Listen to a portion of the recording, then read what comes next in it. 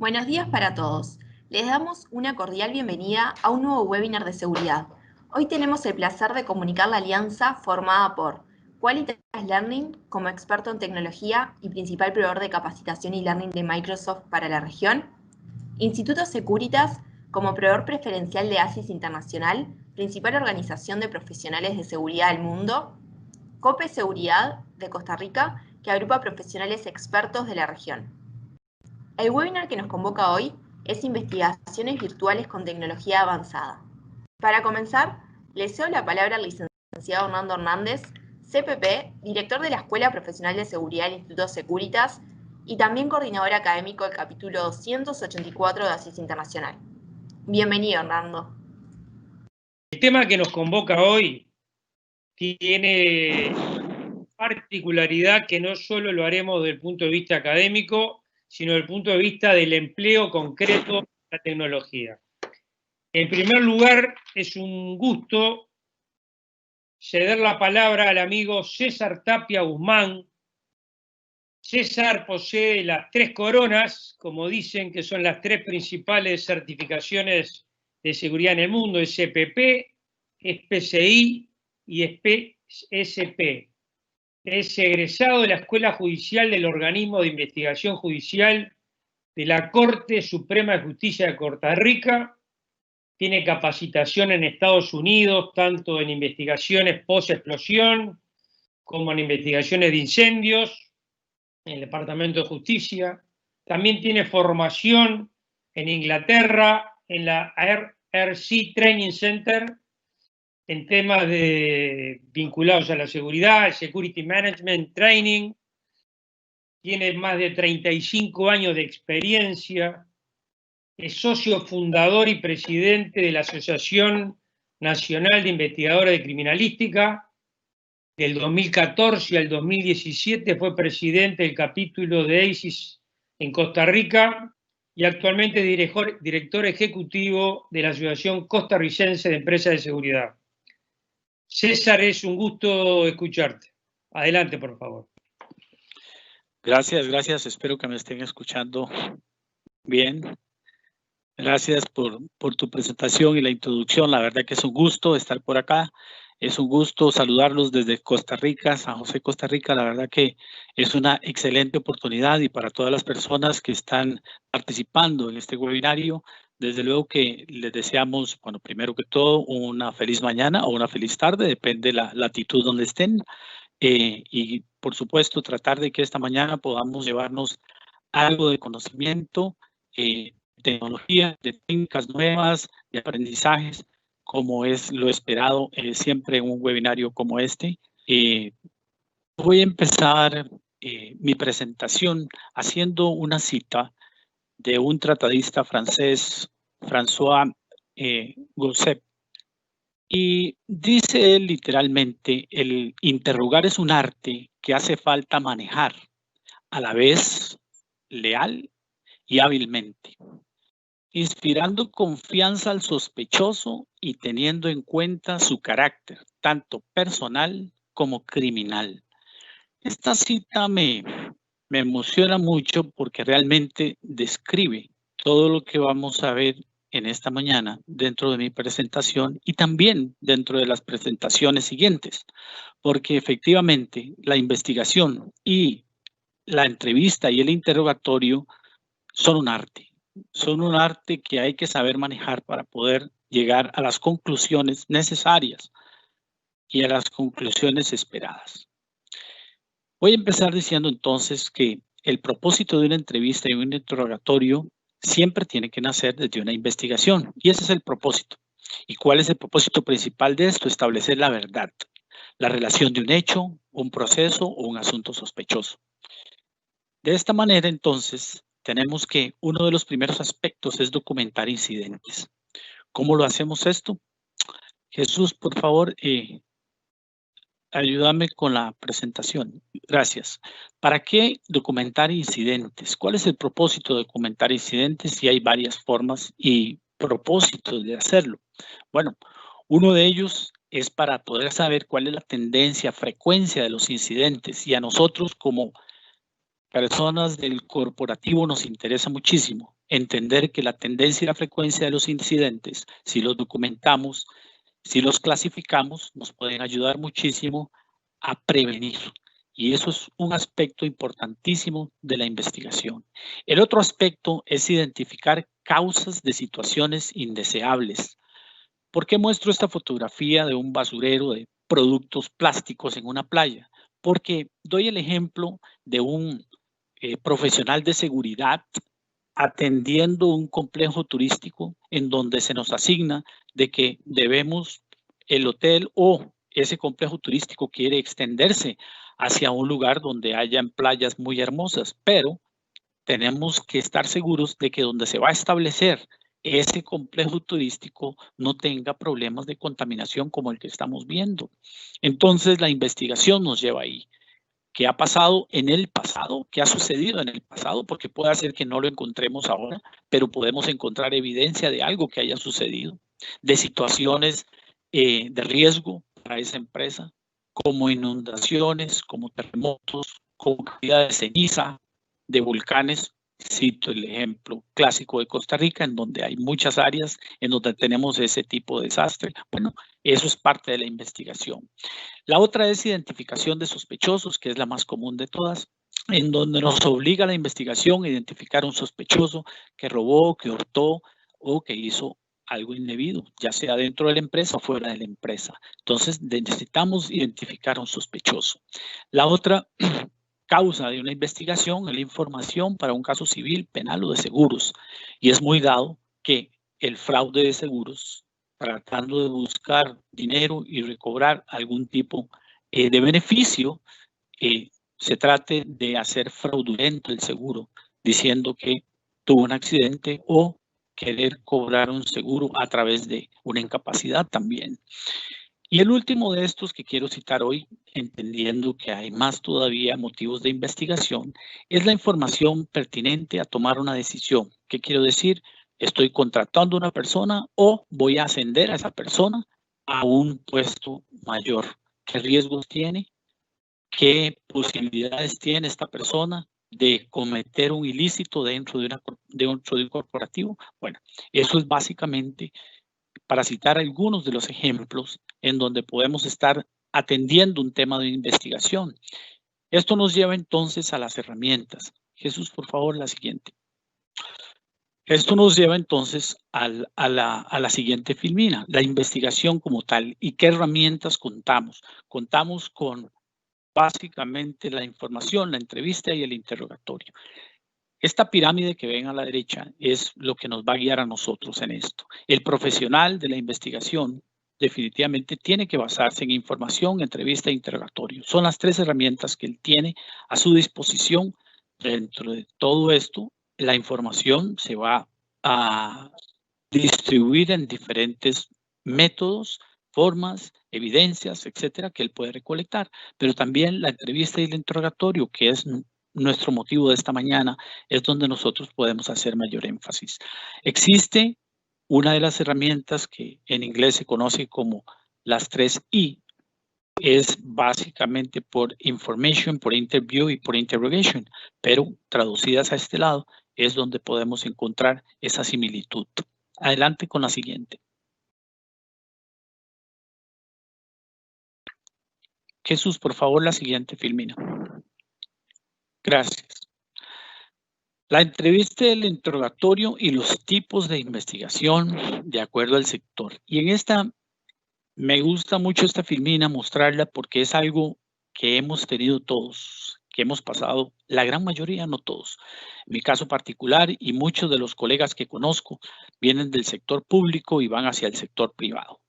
A poner en práctica sus conocimientos que aprendieron en el sector público y ahora quieren implementarlos en el sector privado porque se les dio la oportunidad en una corporación, etcétera. Pero hay dos aspectos que tenemos que resaltar aquí. La investigación en el sector público es muy distinta a la investigación en el sector privado. Y paso a explicar. La investigación en el sector público se realiza principalmente local o nacional. La investigación abarca temas como delitos como robo, como secuestro, violaciones, como tráfico de drogas, de armas, etc.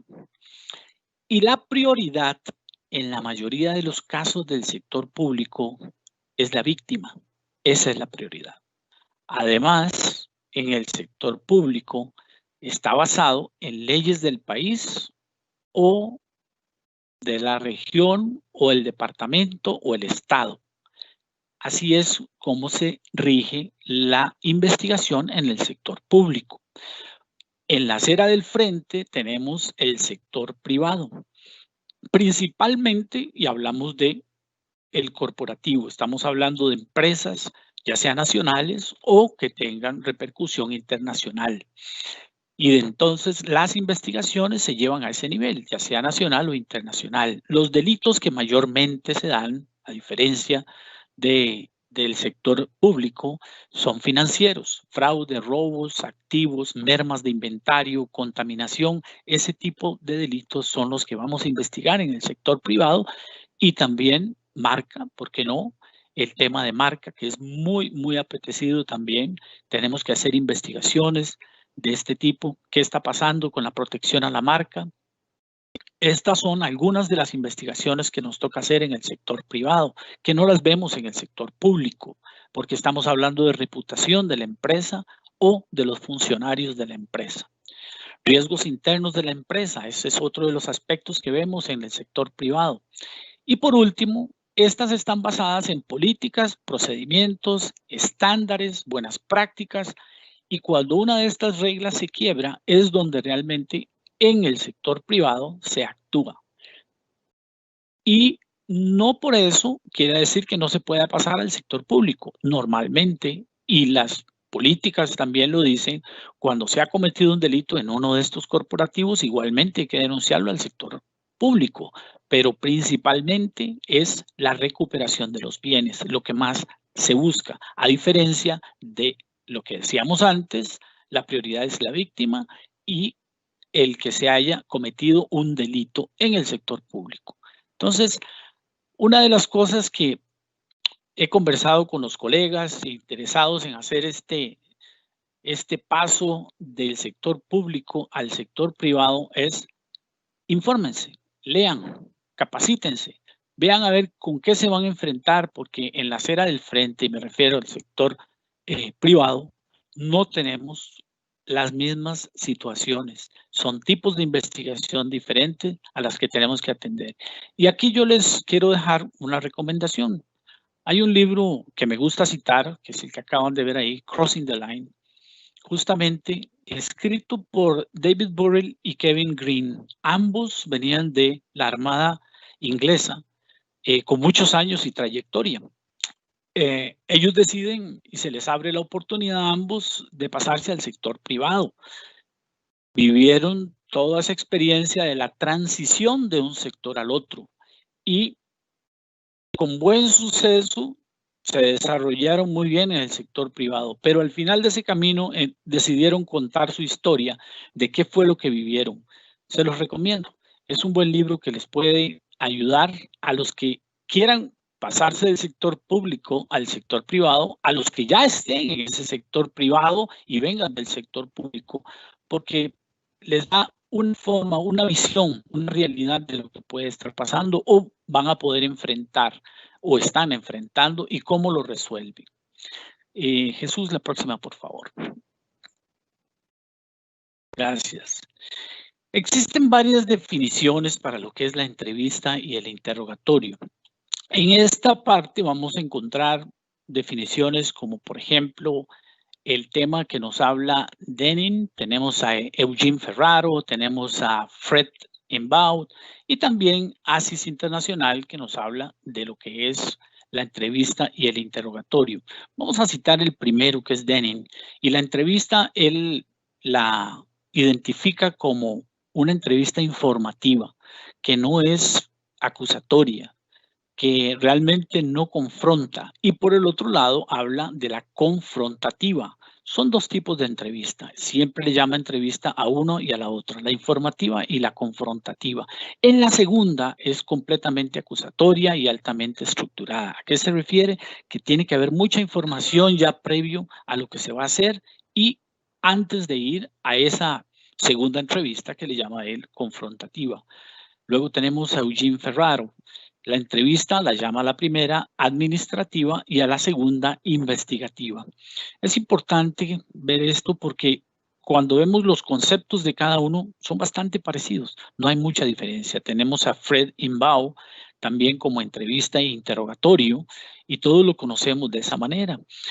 Él usa otros términos como provocativa para que pueda estimular a la persona a contar algo que él vio y poder captar esa información. Y también el proceso acusatorio lo que busca es perseguir al que haya cometido el delito. Por último, tenemos a ASIS Internacional, que es justamente nuestra guía en todo el tema de seguridad. ¿Qué es lo que vemos acá? Vemos acá que ASIS utiliza los términos de entrevista general y entrevista confrontacional.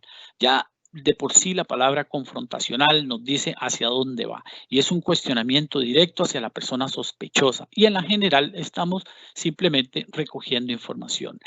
¿Cuál es el común denominador en estos dos tipos de entrevista? O diferentes tipos de denominaciones o definiciones de entrevista e interrogatorio, hay un componente común. Hay uno que es Jesús, por favor, es justamente la persona que está siendo entrevistada. Esa persona que está frente a nosotros, tenemos que identificarla bien si es un testigo o si es un sospechoso, que a la vez podría convertirse ese testigo en el sospechoso que andamos buscando. Pero tenemos que tener justamente la madurez en nuestro trabajo y ser muy finos a la hora de identificar de qué estamos hablando. Vamos a la siguiente diapositiva, por favor. La diferencia entre entrevista general y confrontacional. Nos vamos a quedar con los conceptos de ASIS Internacional y quiero justamente mostrarles la diferencia entre uno y otro con más detalle. La entrevista general no es acusatoria. En realidad lo que buscamos es tener información. Es un diálogo. No vamos a sentar a nadie para inculparlo de esto. Lo que queremos es apertura. El entorno en el que está puede ser un entorno variable. ¿A qué me refiero? Podemos entrevistar a una persona en la cafetería, podemos entrevistarlo en la casa, podemos entrevistarlo en la calle. Es una entrevista, es un entorno variable. No es necesariamente privada, puede ser semi-privada también. Entonces, el ambiente donde se va a llevar a cabo no tiene una gran restricción. La culpa no es conocida. Eso quiere decir que realmente no tenemos por qué culpar a esta persona de lo que está sucediendo, sino lo contrario. Queremos ser muy receptivos en todo lo que estamos escuchando de esta persona. No es duradera. Perfectamente podríamos tener esa entrevista en un tiempo y una semana después volver, un día después volver y recoger más información, porque es una entrevista general. No es estructurada ni planificada. ¿A qué me refiero con esto? Que realmente el mismo hilo de la conversación nos puede llevar a más y a más y a más información que nos están suministrando, porque nos están dando datos que quizás la persona los tiene retenidos ahí, pero nos los va dando por partes porque no tiene toda la información o cree tener la información, pero no sabe cómo manifestar esa información. Entonces tenemos que ser más abiertos con ese entrevistado. Si aceptan tomar notas, es importante esta última parte, me llama la atención. ASIS Internacional lo cita bastante. ¿Por qué permite tomar notas ahí? Bueno, porque podríamos ir dos personas a hacer la entrevista, podríamos ser nosotros mismos, pero no hay nada que nos impida tomar nota en este momento. En la acera del frente tenemos la entrevista de confrontación y aquí al lado derecho van ustedes a ver entonces que aquí el panorama cambia, es acusatoria. ¿Por qué? Porque a quien vamos a entrevistar en este momento es justamente al sospechoso principal o a los sospechosos de determinado delito. Y ya hablamos de los diferentes delitos. Es un monólogo, porque nosotros llevamos la voz cantante aquí. El que está enfrente de nosotros tiene que responder preguntas, pero la mayor parte del tiempo, 95% del tiempo, esta persona va a escuchar. A diferencia del anterior en la general, en donde 95% del tiempo la otra persona es la que habla y nosotros escuchamos. Entonces, en esta, la confrontacional, se vuelve un monólogo.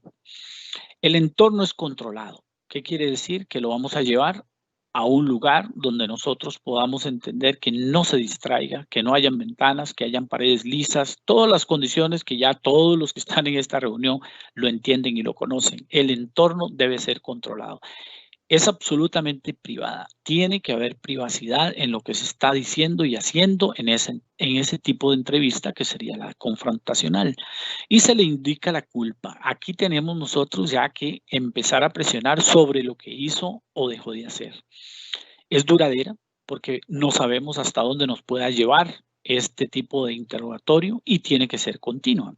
Es estructurada y planificada definitivamente. Toda la información que tenemos, que tuvimos en los procesos de investigación, tenemos que tener la claridad de que haya una estructura de dónde iniciar y de dónde terminar.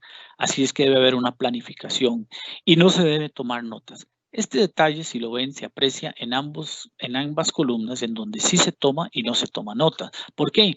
Porque da la confianza, en este caso, al no tomar las notas de que tenemos toda la información, de que nosotros conocemos todos los aspectos. Ya pasamos la etapa de tomar notas cuando hicimos la investigación y entrevistamos de manera general. Pero aquí, en este momento, la entrevista tiene que ser estructurada y nosotros tenemos el amplio conocimiento de lo que pasó gracias a la investigación que se condujo con anterioridad.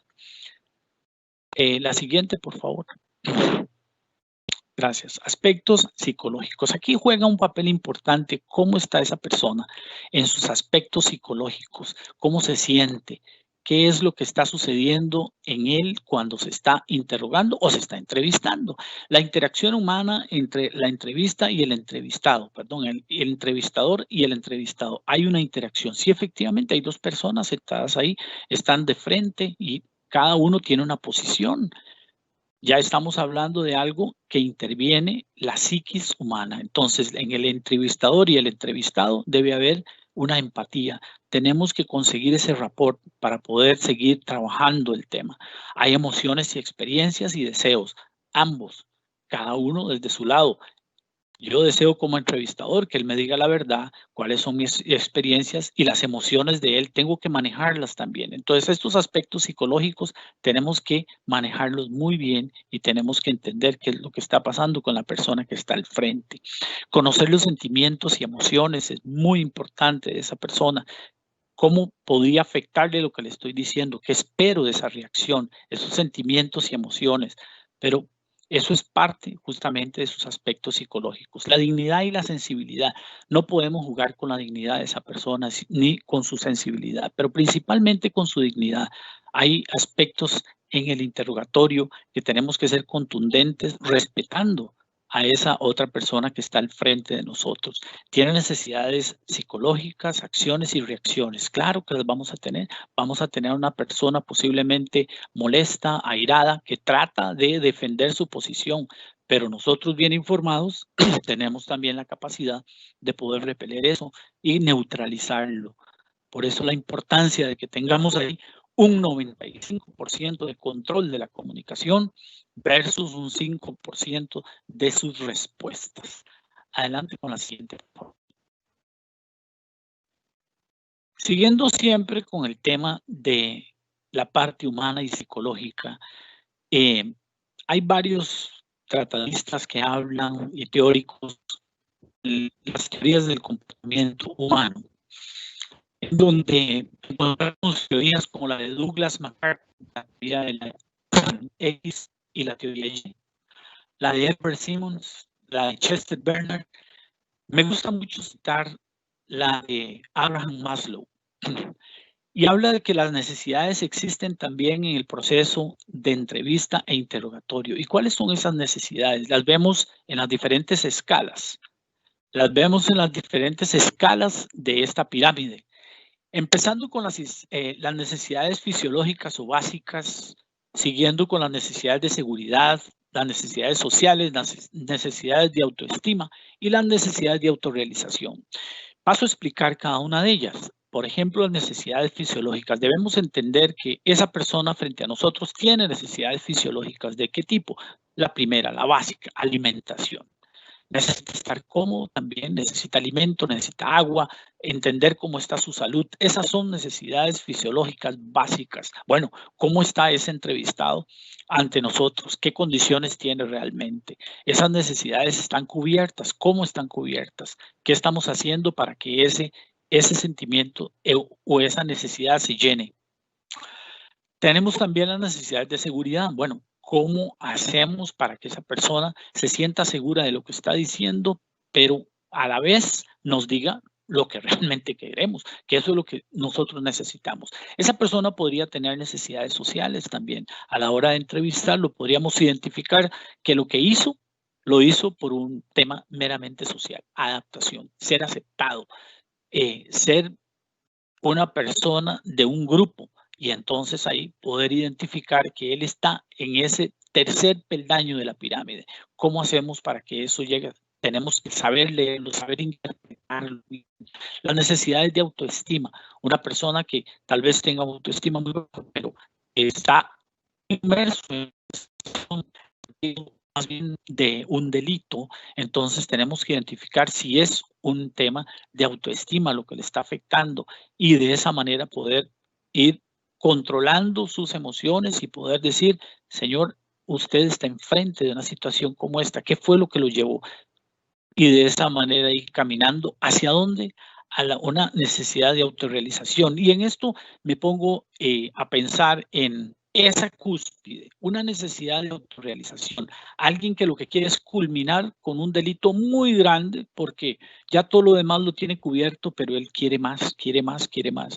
Se da muchísimo en el tema de tráfico de drogas, de armas, en donde ustedes ven, y todos lo hemos visto, ellos ya tienen cubiertas todas las necesidades anteriores, pero tienen una necesidad de autorrealización para ser el capo de capos.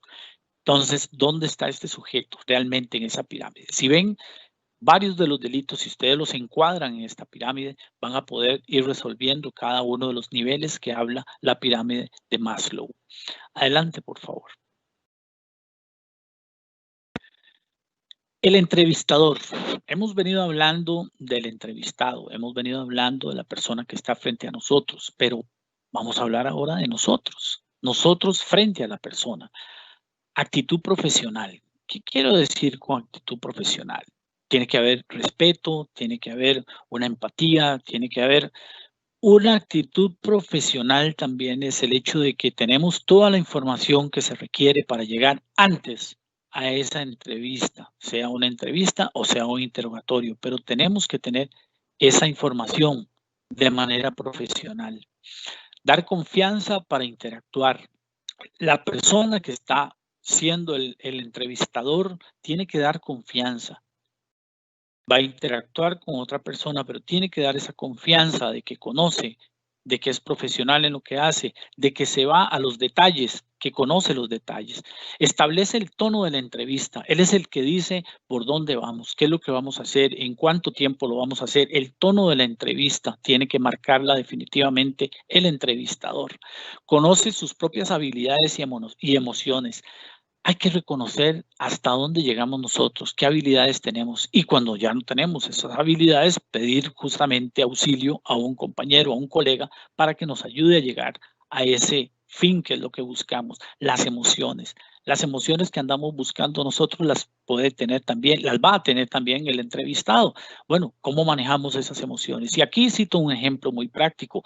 Si estamos entrevistando a alguien que cometió un ilícito, ya sea por fraude, por robo, ¿qué nos va a contar él que nos pueda emocionar? ¿Qué nos va a contar él que vayamos a considerarlo como algo que era justificado? Bueno, Pudiera ser que la persona nos diga o nos cuente que lo que hizo lo hizo en pos de ir a comprar unos medicamentos para su madre, unos medicamentos por...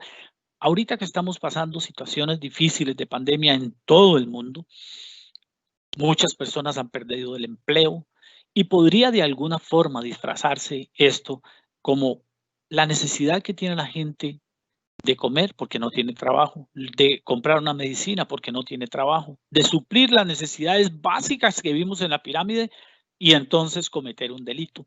Bueno, ¿cómo estamos nosotros al frente de eso? ¿Cómo vamos a reaccionar? ¿Cuáles serían nuestras emociones ante una respuesta como esa? ¿Qué contundencia debemos de tener? Sabemos y entendemos que estamos frente a un delito y para eso estamos trabajando, pero ¿cómo nos afecta esa emoción?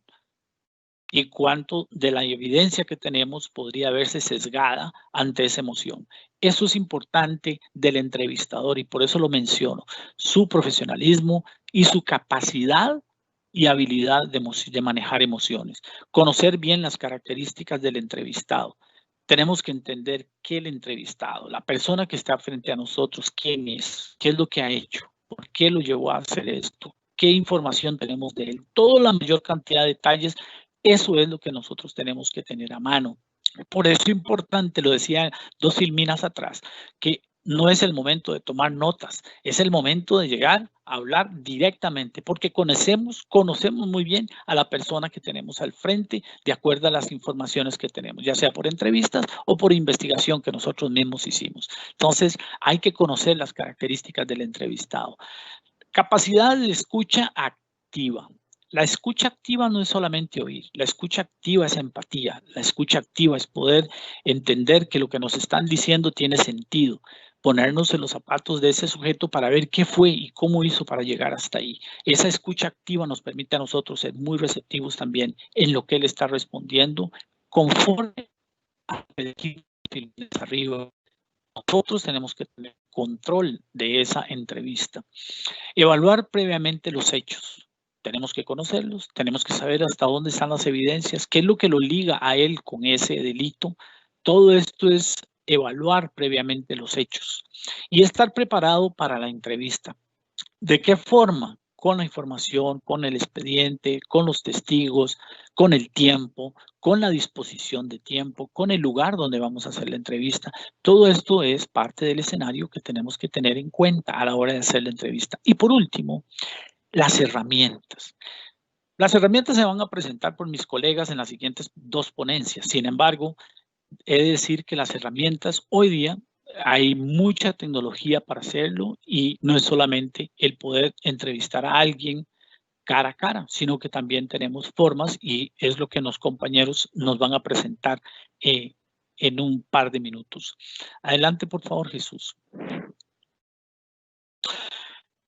Objetivos básicos de una entrevista o interrogatorio. ¿Qué es lo que buscamos con esto? Al final, ¿qué es lo que queremos? ¿Qué es lo que queremos? ¿Para qué lo hacemos? La entrevista o el interrogatorio. Obtener hechos valiosos. Queremos obtener los hechos de lo que está pasando. ¿Qué fue lo que escuchó la persona que es testigo o qué fue lo que hizo la persona que cometió el delito? Obtener hechos valiosos, algo que lo relacione, algo que realmente lo vincule con el hecho. Eso es lo que buscamos. Eliminar la sospecha sobre un inocente. Claro, sería muy peligroso que con el afán de poder dilucidar un caso nosotros estuviéramos de manera injusta o incorrecta llevando a un inocente. Entonces necesitamos también la información para estar seguros de que esa persona no es la persona que cometió el delito. La otra parte que nos interesa y es un objetivo básico es identificar claramente al culpable. Si no es A, pues entonces es B, pero necesitamos el primer aspecto que es los hechos valiosos para que lo relacionen. Y por último, obtener una confesión. Eso es lo primordial en todo esto, obtener una confesión. Buscamos tener una confesión de esa persona, de ese sujeto, para que culmine todo el proceso de la investigación. Y eso lo hacemos a través de entrevista e interrogatorio. Por eso esta mañana nos hemos dedicado este rato a hablar de entrevista e interrogatorio con el único objeto de que ustedes se queden con la idea de que hay toda una estructura, tanto en una como en otra. tanto en el sector privado como en el sector público, pero que hay que hacer la diferenciación entre una y otra. Adelante, Jesús. Yo los dejo ahora con mi colega con Miguel Pereira. Disculpen. Muchísimas gracias a todos y la verdad que muy contento de poder participar esta mañana y reforzar los lazos de Qualitas Learning y de COPE Seguridad. Adelante. Muchas gracias, César. Además de ser muy didáctico, te encanta hablar, nos pasamos un poquito de lo previsto, pero los conceptos quedaron muy claros y muy agradecidos. A continuación, es un gusto presentar a uno de los referentes regionales de la seguridad personal. El señor Miguel Ángel Pereira López tiene la particularidad, todos sabemos que en el área de seguridad privada siempre se dice que hay que hablar el mismo idioma del negocio, y hay muchos que venimos del sector de seguridad pública que les cuesta o nos puede costar a veces interpretar esa otra realidad. Miguel tiene la particularidad que él fue primero experto en el negocio privado, fue subgerente general de Aila Roche, fue gerente de servicios Harrods para la región, y de allí viene el ser un consultor especialista en inteligencia empresarial. O sea, primero dominó la empresa y después se hizo analista forense certificado por el National Institute for Truth Verification del Federal Service en Estados Unidos. Es actual CEO de Paramount Group Latam, director de LSF-ATV, Laboratorio Computarizado de Análisis Biométricos, autor del manual para certificar la veracidad, honestidad e idoneidad del personal, y como le decía, es un verdadero experto en la materia.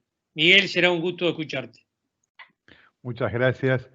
Agradezco la invitación para participar en este importante webinar que aborda temas sobresalientes y necesarios, como son el conocimiento y la aplicación de las investigaciones virtuales tecnológicas. Esta presentación propone orientar a la reflexión en la importancia de la seguridad del personal, ya que sin capital humano no hay ninguna empresa exitosa. El éxito lo provocan las personas, no el hardware, no el software. Estableceremos también la importancia que tiene incorporar acciones de análisis de la comunicación verbal emotiva a sus organizaciones y los beneficios que pueden obtener hoy sus organizaciones de la neurociencia, de la psicología aplicada y de la tecnología incluidas dentro de este breve análisis. Partimos entonces de un axioma: las emociones cambian nuestra voz. La voz es solo un instrumento totalmente involuntario de las funciones expresivas del ser humano. Una persona puede expresar sus emociones, su mundo interior, en una sola frase. Una voz que incluye sentimientos, deseos, prejuicios, sensaciones y preferencias. Estudiando estas emociones, logramos la predicción del comportamiento de las personas. El dramaturgo Lope de Vega ya lo aventuró. Allá por el año 1582, dijo: mal puede tener la voz tranquila quien tiene el corazón temblando. Y es porque las emociones regulan tanto nuestro corazón, el tono muscular de nuestro corazón, como nuestro tono de voz. Así también Franz Wolf, el mayor primatólogo del mundo, afirma que creemos que somos seres racionales, pero reaccionamos de un modo muy emocional a las cosas. Es tan así que cuando escuchamos una voz humana, los oyentes siempre nos formamos prejuicios sobre la personalidad de quien habla. Se escuchan conclusiones como: se le nota en la voz que está preocupado, o por la voz se nota que esta es una persona de gran fuerza de voluntad. Entonces concluimos que no es lo que dices lo que importa, sino la manera en que lo dices. Es verdad que el ser humano puede realizar un reconocimiento emocional de la voz, pero hoy llegamos a realizarlo tecnológicamente y comprobar los resultados científicamente, cuando es nuestro deseo conocer cómo será la conducta de una persona a la cual estamos escuchando. El análisis de las emociones en el hablante es predictivo. Lo podemos afirmar gracias a los estudios científicos de mayor éxito en los últimos 20 años, basados en la neurociencia. Y el ejemplo comprobable es en el mundo de la bolsa de valores.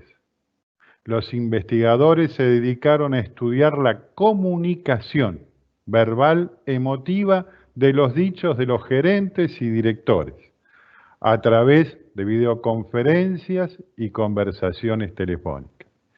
Y el análisis pone de manifiesto que algunos gerentes y directores ya no creen en sus propuestas en el momento que las están dando a conocer al público. La mayor demostración de la certitud del diagnóstico y de los resultados obtenidos por la CBE llega cuando los dichos no se cumplen, ratificando así que las emociones en la voz indican que las personas saben de su pasado y de su futuro más de lo que nos están diciendo. La valoración de las emociones en la voz nos revela información útil para seguridad patrimonial y para recursos humanos, ya que ambas gerencias necesitan predecir comportamientos, competencias y talento de las personas. Dicho en otras palabras, seguridad patrimonial y recursos humanos deben identificar a las personas que están predispuestas a cometer actos que afecten a otros empleados y o los bienes de la empresa. El análisis de la comunicación verbal emotiva actualiza la metodología de entrevistas, siendo tan útil para la incorporación de personas que aporten valor preciso y estimable a la compañía, como lo es para exponer actos de deshonestidad, de fraude, de corrupción y en general las malas prácticas que están ocurriendo hoy dentro de la empresa. Ya sea para 1 o para 100 personas, las entrevistas de comunicación verbal emotiva son accesibles las 24 horas, en forma remota, desde una PC o un teléfono inteligente. La lectura de los resultados de las emociones en las respuestas dadas nos indican los estados afectivos para cada una de las preguntas. Estados positivos, como la felicidad, la emoción, el disfrute, o estados negativos, como el miedo, como la tensión o como la ansiedad. Las gerencias obtienen el resultado de la entrevista en forma inmediata, calificando las respuestas con el riesgo correspondiente: alto riesgo, medio y bajo riesgo. Hoy es tan simple contar con un análisis predictivo que se vuelve vital hacerlo. Las entrevistas de comunicación verbal emotiva son una solución que genera valor humano dentro de la compañía, que genera dividendos.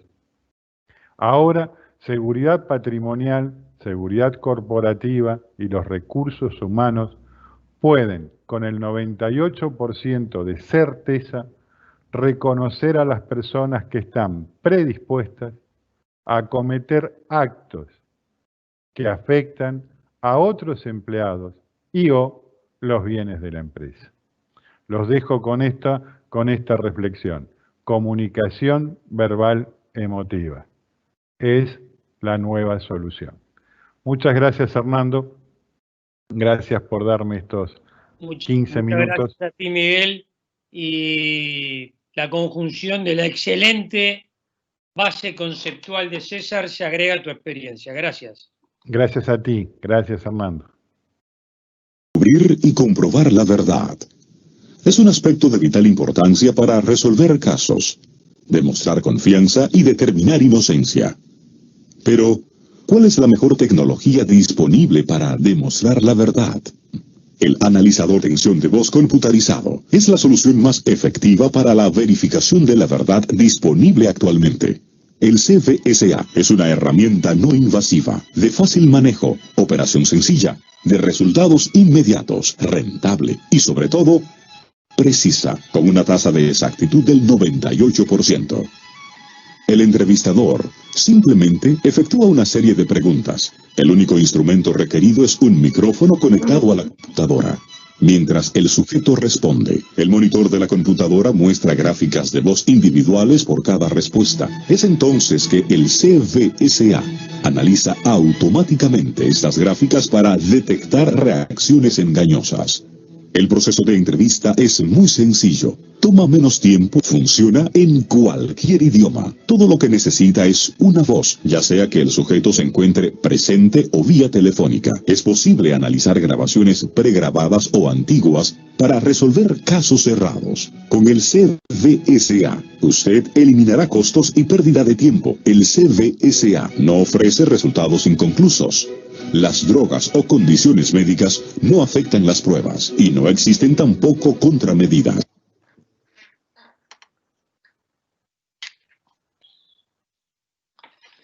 Este pequeño video, al cual le podemos quitar algunas partes de marketing, demuestra lo que es esta tecnología que, adelante Jesús, que venimos empleando con éxito desde el año 2013 en la región. Esto son un poco las mismas ventajas que nos decía el video. Pasá a la siguiente, por favor.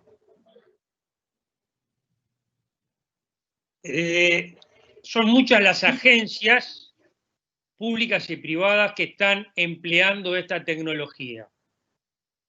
Simplemente una mención geográfica para tener nociones. Adelante, por favor.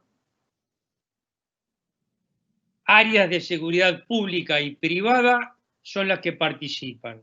Conceptualmente, en muchísimos países, el ingreso de personal militar, el ingreso de personal policial, el manejo en el tema bancario, el manejo de transporte de valores, son todos temas que se emplean actualmente en muchos lugares. Adelante, por favor.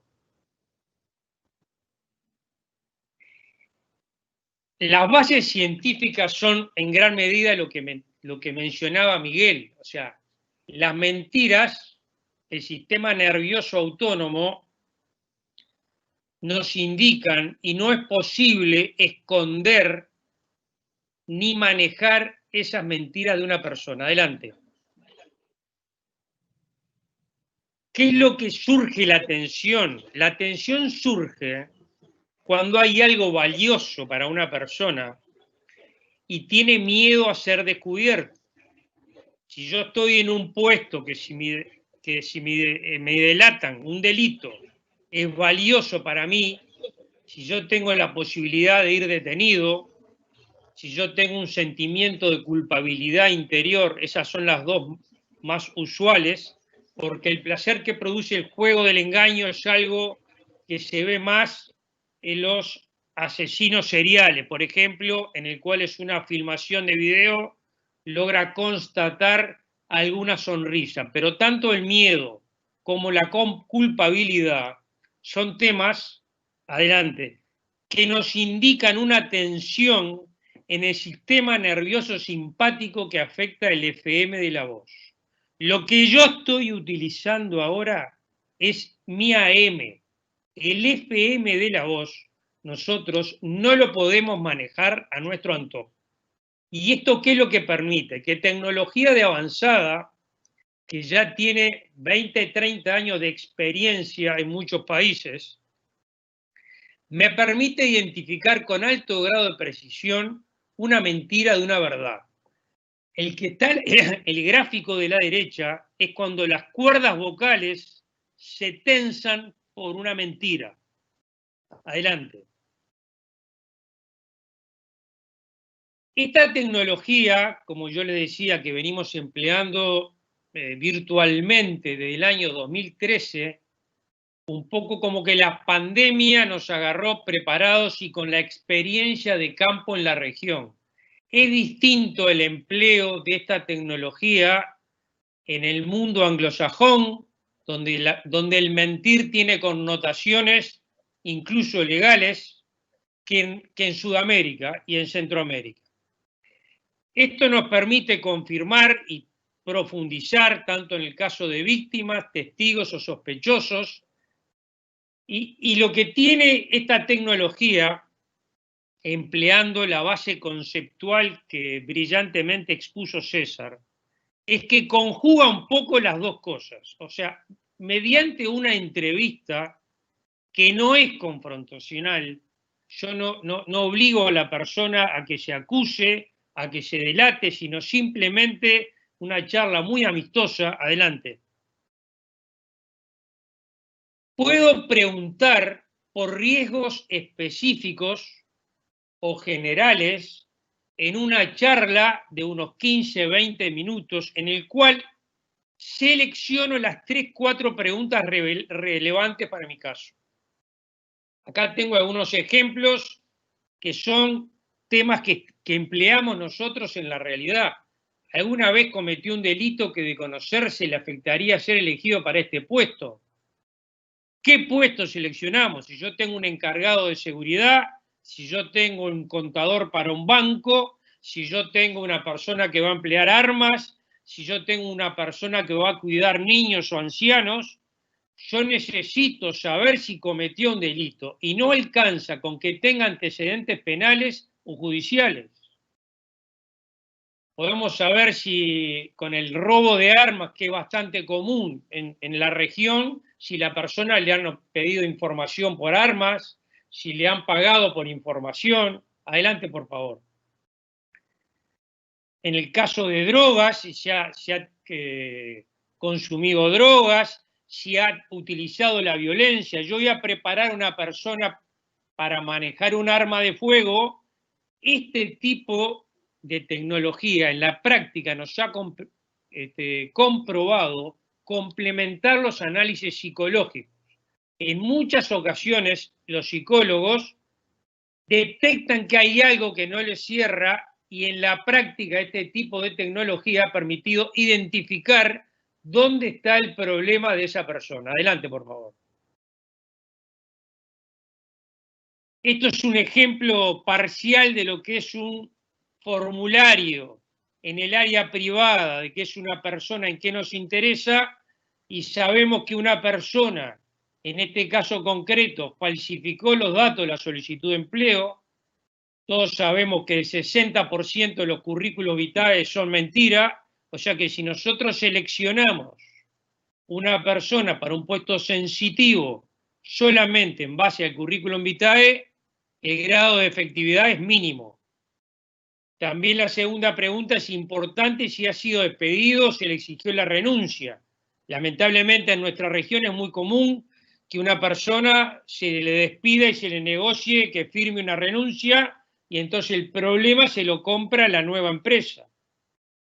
En definitiva, en un formulario, adelante por favor, y en una conexión que es muy sencilla, es una entrevista en el cual se hace de una oficina, de un notebook con una conexión Skype, con una vincha muy sencilla, y al cual normalmente nuestra experiencia nos dice de lo conveniente de, en principio, tener un formulario al cual a la persona se le hacen las 3, 4 preguntas relevantes y finalmente pone que autoriza a la persona que se van a comprobar la veracidad de sus dichos.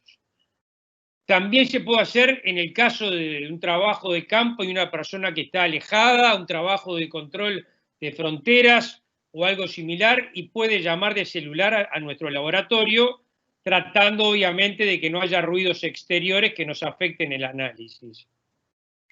Este tipo de tecnología queda siempre bajo el control del organismo de la empresa, o sea, desde nuestro laboratorio no sabemos el caso que estamos hablando, no sabemos quién es la persona. Por eso la información sensitiva sigue estando en propiedad de la empresa privada o del organismo público. Y normalmente lo que hacemos es capacitar a 2 personas para hacer ese know-how de dejar a la persona y conectarla a la entrevista por Skype al laboratorio de 15, 20 minutos, en el cual se le deja sola en una oficina. La experiencia indica que eso evita que se le acuse de algún maltrato similar, y a los 15, 20 minutos se finaliza la entrevista. Eso nos permite, en las 2, 3 horas siguientes, o en casos operativos más rápido incluso, que se pueda tener con una alta certeza en cuál de las preguntas sensitivas la persona dijo la verdad o miente. Y esto sirve para identificar a los inocentes. Y es un concepto muy valioso. Si yo tengo una investigación en la cual hay 10 personas que participaron, a mí me sirve, desde el punto de vista tiempo, desde el punto de vista costos, saber cuáles son las 8 personas que no me están mintiendo, para poder dedicar todo mi esfuerzo investigativo en las 2 personas que sí están mintiendo. O sea que también es un tema de economía de medios. Y el comentario que esto en la realidad, después de 2, 3 años de curva de experiencia por cómo nuestra región de América del Sur y Centroamérica maneja el tema de la mentira, está siendo muy efectiva actualmente. Yo quedaría por acá y les agradezco mucho. Quisiera, por un tema también de tiempo, nos llegaron varias preguntas de los participantes, las cuales las vamos a evacuar por vía mail, pero particularmente hay varias que se repiten, que son en qué medida esta excelente base conceptual que manejaba César, y preguntaría a Miguel, ¿cómo ves o qué experiencia de la posibilidad de aplicación de esta tecnología estás teniendo en la región? Bien, Hernando, la aplicación de la comunicación verbal emotiva hoy es una bola de nieve, realmente es una bola de nieve. La aplicamos en las empresas en la parte de recursos humanos para poder tener un panorama general a nivel país, de la formación de los grupos, de la información, de la recepción de nuevas personas. En cuanto a seguros, en cuanto a las compañías de seguros, recuerda que la comunicación verbal emotiva es predictiva. Lo que hacemos es instalarle plataformas en los CRM a las compañías de seguros. Cuando el cliente de la compañía de seguros llama para denunciar un siniestro, automáticamente le aparece en pantalla si esa declaración de siniestro es de bajo, medio o alto riesgo. También lo estamos usando para la entrega de contraseñas, para la apertura de bóvedas, la entrega de contraseñas para la apertura de cajas fuertes, en el caso de blindados que nombrabas vos, también como predictivo del estado emocional de la persona que está pidiendo todas estas cuestiones que van a ser posibles de atacar el patrimonio de la empresa. Hoy, sinceramente, de verdad la comunicación verbal emotiva está haciendo estragos cuando se unen seguridad patrimonial y recursos humanos. Gracias, Hernando. No, gracias a ti. Y un poco César, conocedor de la realidad centroamericana, además de lo que mencionaba Miguel, ¿cómo ves la posibilidad de extender la aplicación virtual de el control del estrés de la voz que yo expuse? Lo primero que debemos de hacer es hacer notar que hoy día el tema de la virtualidad es mandatorio. Así que lo que antes mencionaba yo como temas básicos de una entrevista de frente a frente, cara a cara, eso se va a ir superando con herramientas como estas. Claro, para responder tu pregunta, sí, definitivamente tenemos que apuntarle justamente a este tipo de tecnología porque es lo que tenemos que estar aplicando hoy día a distancia y también se vuelve menos colusiva, de manera de que la persona que la interpreta está a distancia, la persona que da la prueba está a distancia y el investigador está en medio. Entonces, sí, me parece que es supremamente interesante el poder aplicar metodologías como estas en Centroamérica y en el resto. Muy agradecido. De mi parte, ha sido muy grato poder conjugar la brillante exposición de César en cuanto al marco conceptual del tema investigativo, la experiencia de Miguel que trasluce en sus palabras y todo lo que ha caminado en este tema. Y nada más, continuaremos intentando aportar nuestro granito de arena a la profesionalización del sector de seguridad pública y privada de toda la región. Muchas gracias a todos. Gracias. Buen día. Buena tarde. Gracias, Hernando. Gracias, César. Un abrazo. Gracias a todos los que estuvieron con nosotros, a los amigos y a los conocidos. Abrazo. ¿Sí? Pasen bien. Agradecemos finalmente a los expositores y a todas las personas que nos pudieron acompañar en el día de hoy. Les haremos llegar el video del webinar, respuestas a las preguntas formuladas por ustedes, más información de capacitación virtual en el área de seguridad y los contactos de los expositores por inquietudes de empleo de la tecnología y procedimientos mencionados. Muy buenos días para todos.